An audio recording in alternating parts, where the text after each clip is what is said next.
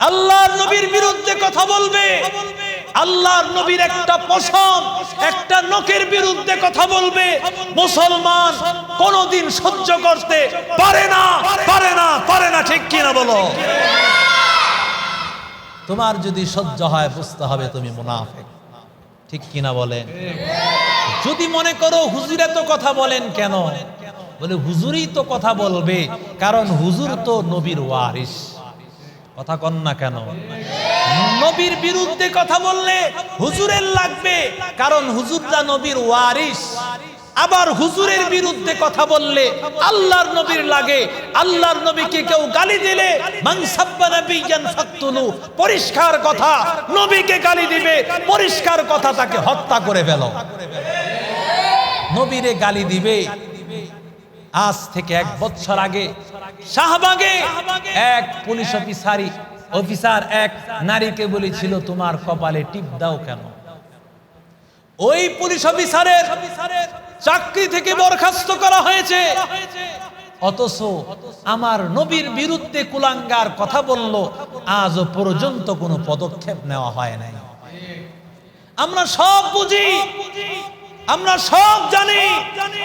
মাননীয় প্রধানমন্ত্রী তো আজ থেকে কয়েক বছর আগে, সেই খবর আমি নিজেও দেখেছি, যে মুসলমান কিভাবে আবার নবীর বিরুদ্ধে কথা বলে। আমরা তো সেই প্রধানমন্ত্রীর কাছে আরজি করি। বাংলাদেশের প্রশাসনের বাইরা সবাই নাস্তিক নয়, বেশিরভাগই ভালো, বেশিরভাগই মুসলমানকে তারা শ্রদ্ধা করে, আলেমদেরকে শ্রদ্ধা করে, ইসলামকে শ্রদ্ধা করে, নামাজ পড়ে। গুটি কয়েক নাস্তিক মুরতাদেরা থাকবে, নাস্তিক বাধা নাই। এদেশে ইহুদি থাকবে, খ্রিস্টান থাকবে, নাস্তিক থাকবে, কিন্তু খবরদার ইসলামের বিরুদ্ধে কথা বলা সহ্য হবে না। তুমি তোমার মতো থাকো। কুল ইন কুনতুম তুহিব্বুনাল্লাহ ফাত্তাবিউনি ইউহিব্বুকুমুল্লাহ। নবী আপনি জানায় দেন, যদি আল্লাহকে ভালোবাসো নবীর অনুসরণ করা লাগবে, আল্লাহকে ভালোবাসা হবে, নবীকে ভালোবাসা হবে। ওয়া মান ইউতি'র রাসূলা ফাকাদ আতাআল্লাহ। যদি নবীকে অনুসরণ করে আল্লাহকে অনুসরণ করলো। কেউ যদি নবীর বিরুদ্ধে কথা বলে, পরিষ্কার সে আল্লাহর বিরুদ্ধে কথা বলল। আর আল্লাহকে যে মানলো না, তার ঠিকানা জাহান্নাম ছাড়া আর দ্বিতীয় জায়গা নাই। এরে নবীর আশিক উম্মতের দল, আল্লাহর নবী রাহমাতুল লিল আলামিন, আমার নবীর কাছ থেকে এবার জিবরাইল আলাইহিস সালাতু ওয়াস সালাম চলে গেলেন, জান্নাত থেকে পোশাক নিয়ে আসলেন। বড় ভাই হাসানের জন্য নিয়ে আসলেন সবুজ রঙের পোশাক, হুসাইনের জন্য লাল রঙের পোশাক। পোশাকটা দিয়ে এবার বিদায় হয়ে যাবেন। নবী আর সময় নাই, ও নবী আর সময় হবে না, আমাকে বিদায় দেন। বিদায় দেওয়ার আগে কানে কানে একটা কথা বলা লাগবে, আল্লাহর পক্ষ থেকে অর্ডার আসছে। নবীরে কানে কানে জানাইয়া দেয়, ও নবী আপনার বড় নাতি হাসান কেন সবুজ রঙের কাপড়টা পছন্দ করলো জানেন? ও নবী রাহমাতুল লিল আলামিন, একটা সময় আপনার হাসানকে বিষ দিয়া কিছু মানুষের আপনার হাসানকে বিদায় করবে, শহীদ হয়ে যাবে, বিষ পান করাইয়া তাকে মেরে ফেলবে। আর আপনার হুসাইন কেন লাল রঙের কাপড় পছন্দ করলো? কারবালার প্রান্তরের ইতিহাস একবার গড়বে। ওই প্রান্তরে আল্লাহ তাআলা হুসাইন রাদিয়াল্লাহু তাআলা আনহু কারবালার প্রান্তরে রক্ত জড়াইয়া, রক্তের রং লাল, আর বিষে যখন মারা যায় সবুজ রং হয়ে যায়, রক্তের রং লাল। আপনার নাতি হুসাইন রাদিয়াল্লাহু তাআলা আনহু কারবালার প্রান্তরে শহীদ হয়ে যাবেন।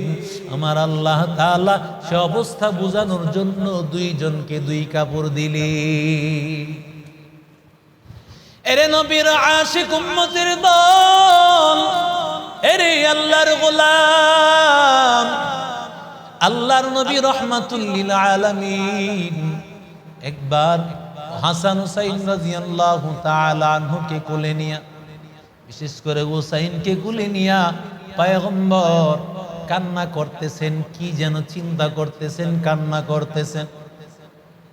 হযরত আব্বাস রাদিয়াল্লাহু তাআলা আনহুর স্ত্রী উম্মে ফজল ডাক দিয়া বলে, ও মুহাম্মদ, কেন তুমি টেনশন করতেছো, কি চিন্তা করতেছো?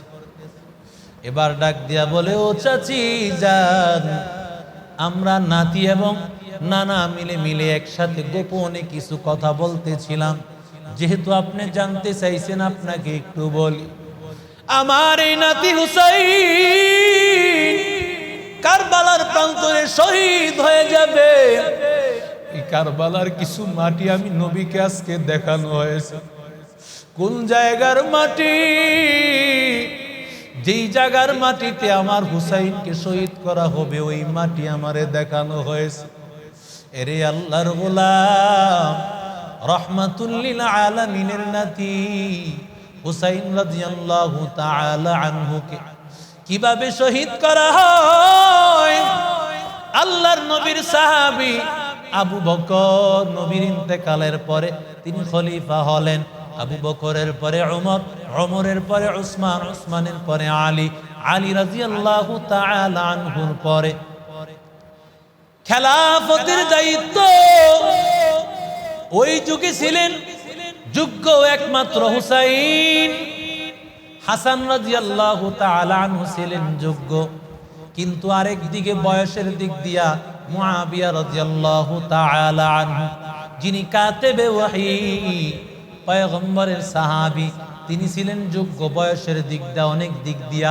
আর নবীর বংশধর হিসাবে হাসান ছিলেন যোগ্য ব্যক্তি। কিন্তু হযরত হাসান রাদিয়াল্লাহু তাআলা আনহু যখন জানতে পারলেন মুআবিয়া আছে, তো তিনি বললেন, মুআবিয়া যেখানে আছে আমি দায়িত্ব ছেড়ে দিলাম, আমি নিজে মুআবিয়ার কাছে আমি নিজে বায়াত গ্রহণ করব। হুসাইন বুঝাইলেন, রাষ্ট্র ক্ষমতা ধরে রাখার জিনিস না, রাষ্ট্র পাইলাম তো আর ছাড়লাম না, যেভাবে ইচ্ছা জুলুম নির্যাতন করলাম, এটা ইতিহাস হতে পারে না। হাসান শিক্ষা দিয়ে গেলেন যে দায়িত্ব ক্ষমতা যদি যোগ্য কোনো ব্যক্তি থাকে তাই তাকে ন্যস্ত করতে হয়। হাসান দায়িত্ব ছেড়ে দিলেন, মুআবিয়ার হাতে চলে গেছে। হাসান বলছে, মুআবিয়া ইন্তেকাল করলে আমি এই দায়িত্ব নিব, কারণ তিনি জানেন মুআবিয়ার ইন্তেকালের পর তার সন্তান যে ইয়াজিদ, ওই ইয়াজিদের চরিত্রে কিছু সমস্যা আছে। তিনি যদি ক্ষমতায় আসেন, ক্ষমতার মধ্যে মানুষেরা নির্যাতিত হবে, নিপীড়িত হবে, এটা সহ্য হবে না।